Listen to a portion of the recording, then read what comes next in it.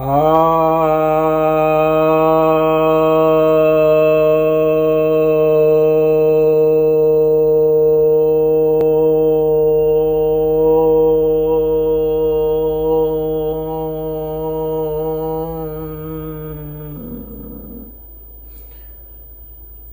भक्तजनों को सप्रेम नमन। भक्तों, आज आपके समक्ष श्रीमद् भगवद गीता के त्रयोदश अध्याय के 32वें श्लोक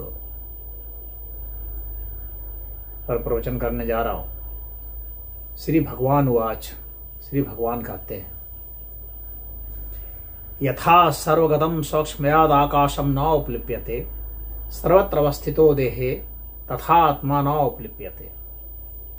अर्थात जिस तरह से सभी जगह पर गया हुआ यानी व्याप्त सूक्ष्म आकाश नहीं लिप्यमान होता है, लिप्त नहीं होता है, ठीक उसी प्रकार से सभी स्थान पर स्थित जो आत्मा है वह लिप्यमान नहीं है।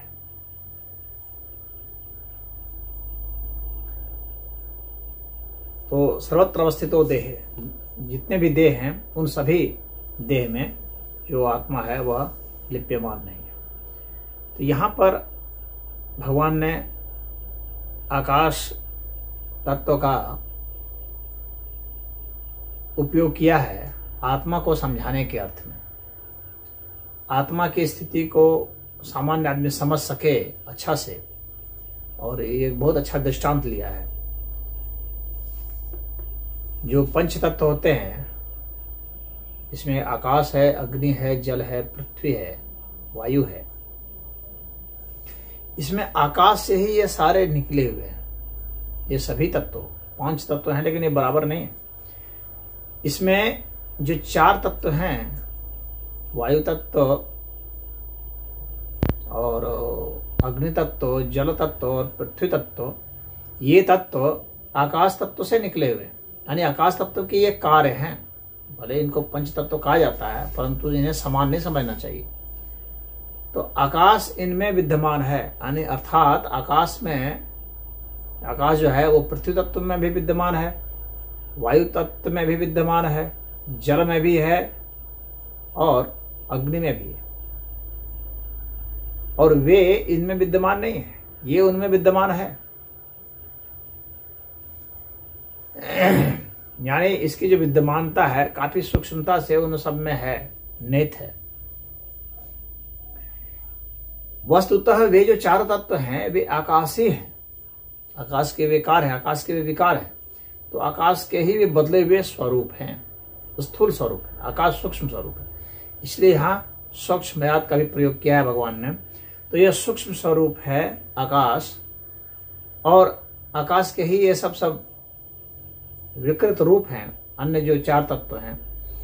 तो यहाँ भगवान कह रहे हैं कि वो सब जगह गया हुआ है, यानी आकाश तत्व आपको सभी चीज में विद्यमान मिलेगा।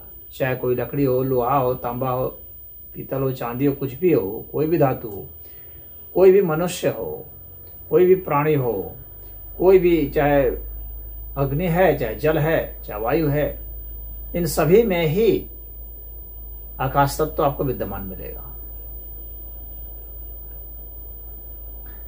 आकाश तत्व में ये अवस्थित भी रहते हैं और इनमें भी आकाश तत्व अवस्थित रहता है। यानी वायु तत्व के अंतर्भूत तो आकाश है ही, वायु तत्व भी जहां रह रहा है वह भी आकाश है। पृथ्वी तत्व के भीतर तो है ही है, पृथ्वी तत्व भी जहां रह रहा है वो आकाश तत्व है। अर्थात आकाश तत्व इनके बाहर और भीतर सब जगह इनमें व्याप्त है, यानी सभी जगह वह गया हुआ है। इसीलिए यहाँ सर्वगतम का प्रयोग किया गया है।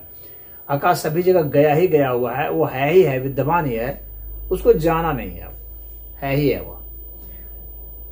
तो उसकी व्याप्ति सर्वत्र दिखलाने के लिए यहां सर्वगतम कहा गया।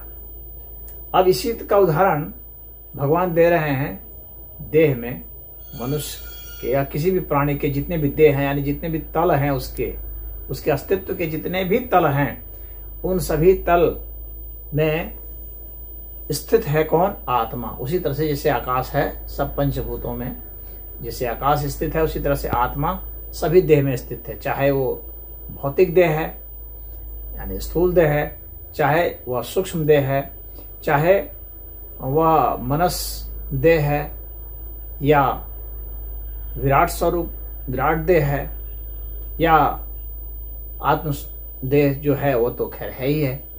तो इन सभी देहों में आत्मा विद्यमान है। तो आत्मा की विद्यमानता सर्वत्र है, इसीलिए कहा भगवान ने सर्वत्र अवस्थित हो।